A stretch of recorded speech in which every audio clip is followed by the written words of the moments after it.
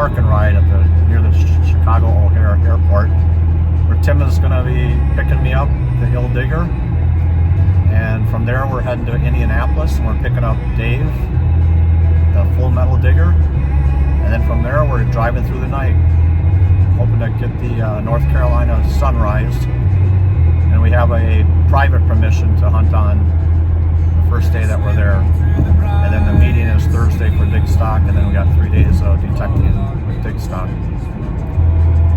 So thanks for coming along on this little adventure with me, and we'll see you on the first hole. Well, we're out on our first permission. It's Wednesday morning, and this is an old farmhouse property. He actually has permission for this entire farm. I think he said the guy owns like 4,000 acres. But this big old farmhouse is still here. Could be possibly a plantation house. So we just got here. It's loaded with trash around the house. I think a couple guys took off into the woods, and I was just going to work the trash around the house and see if I could pick anything out. So we'll get you to the first hole if I find something good. This is stop number 2, an old abandoned church. So we'll see what we can find here. Grave site over there. Well, we moved on from the plantation over to that old church, and that didn't pan out to be much of anything either. We only spent about an hour there. I think that's been detected, so now we're out in the middle of a field. This is a stone pile from the old chimney that was to the house. There's Dave and Tim up there, and Mark is up over that way. So there's a grave stone, you can see it just past the truck there. Little graveyard, and there was a home out here by this big old tree. I was getting, what was I getting on this 60 signal? Got me a little token, or like pendant token. I think it says like good luck on one side. Good luck to you. And then a little symbol on the other side.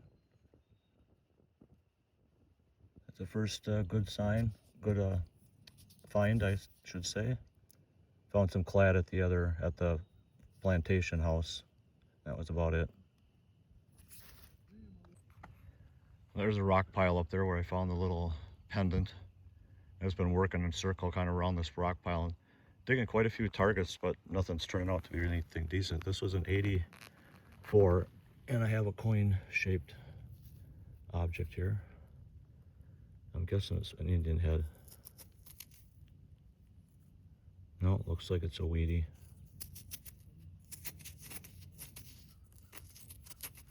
Yeah, it's a wheat cent. I'm guessing it's an old one because it's the older ones tend to be a little closer to Indian head range. Looks like 1920, I think.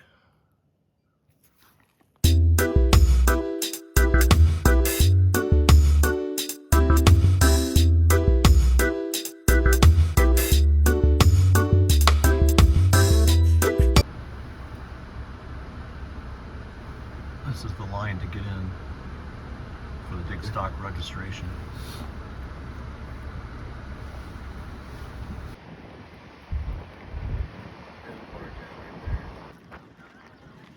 Well, we're in line for registration. Look at that line. 500 people total are going to be here. DigStock 2026.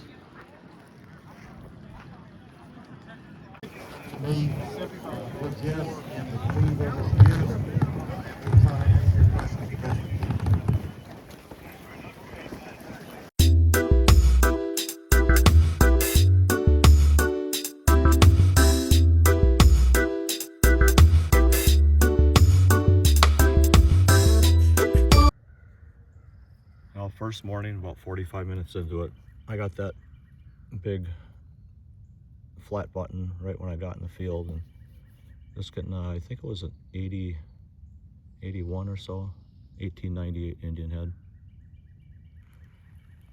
We chose an area that has about 7 home sites in the area, and 3 of them are in the woods, so I walked off into the woods just to see if I could find a little iron patch, and I found one here. So got the Deus 2 with a 9-inch coil on this morning. Tim found a 3-ringer already, and I thought he said he found something else that was time period. So we'll get at it. Hopefully I got some good stuff to show you today. I moved back out into the field. It was a little too rough out there, but this tree line right here where you see Dave, there were 3 home sites right in a row. They're either just in the woods or on the edge of this tree line. We've been finding a few things out here, some wheat scents, and nothing like extremely old, but I was getting this real scratchy 84 in both directions though. So I decided to dig it. I got a ring, like a little signet ring. It does have some little design on the one side, so that's pretty cool.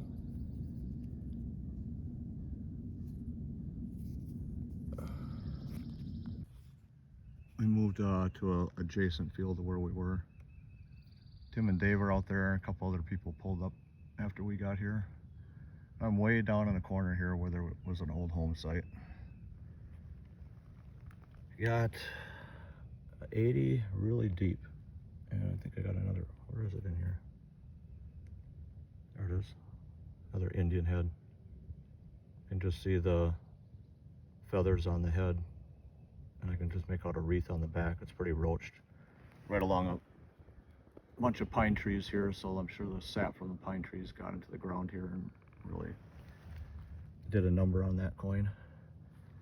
Down here I also got that, some kind of decorative piece, maybe like a watch fob type thing, and a spoon. A lot of little bits and bobs of copper. There's a few pieces of pottery laying around, so I think I'm definitely on the site. This is coming in a 60, right on the edge of the woods. Pretty close to where I got the Indian. I got a nickel. Ah, it's just a Jefferson. Okay. Well, coin's a coin. Getting a real solid 60. I think I got another nickel here.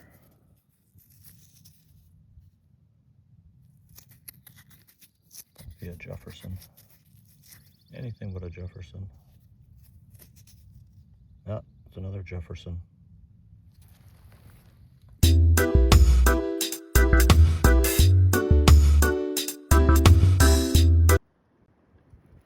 We're back at it on day 2. It's been a really slow day for me. I got one Indian, I didn't put it on film. I think it's 1903, and it got a non-military 2-piece button. And I did get a, what's called a collar pin, I think it is, what Tim thought it was. Tim's doing all right. He got a silver spoon, a Civil War cuff button, a few other bits and bobs, but been pretty slow. We're actually back at the place we were the first day around, and this is probably one of the highest tight sounding tones that I've had. It was a 90, a little over 90. I might have a large scent in the hole. Sorry about that. Accidentally turned it off, but yeah, I got a large scent, I think. Definitely a largie.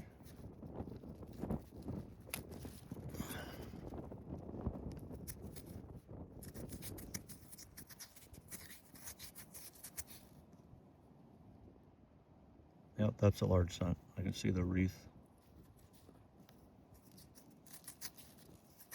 Mid 1800s.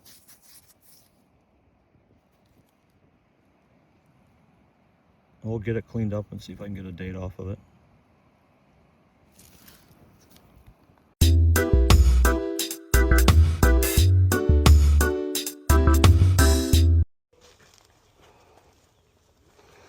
This is for Spencer. We're watching Jeff from Metalituckin, Wisconsin. He's got a good 92 signal here. Come on, be something good. Come on, come on. Oh, What do you got Fucking there? nut. It's the same one I got. Schrader nut. Huh? It's a Schrader nut. All right, Spencer. Talk to you later, mate. Well, this is day 3 of DigStock, and we're getting towards the end here. Most of the people cleared out. They had the raffle a few hours ago and didn't win anything like usual. But Tim and I got on this field over here because there was rumors of maybe a colonial site that wasn't marked on any of the maps. And I think we're right. Just I'll show you what we found over here so far. And a couple of the DigStock crew came over to, I'm guessing they were sent over here by the organizer after the event because he knew about what was on this field. We just heard rumors, so we decided to do this field most of the day. There's Tim out there. But this is what I found out here. Everything except for the 2 wheat cents up here. Found those this morning on a different field. I got some Tomback buttons, some like Rain's Guide. This looked like could be part of a colonial buckle maybe. Another button, flat button. But Tim got the find of the day out here. He found a cut quarter pristine. So, and we heard rumors that somebody had found 4 pristines, half cut pristines out here. That's why we decided to come out here. And I guess we were right. It might have been probably a colonial home site on here that they missed on the mapping. So we think we got maybe about another hour to go, and then we're going to take off, get packed up, and start heading back to Illinois and Wisconsin. Beautiful farm, just huge. We barely even scratched the surface of some of the spots that were here, and I'll post up some pictures of the finds table at the end so you can see all the different stuff that was turned in and shown to find, but I'm sure there was probably hundreds of other pieces that nobody ever turned in. Thanks for watching.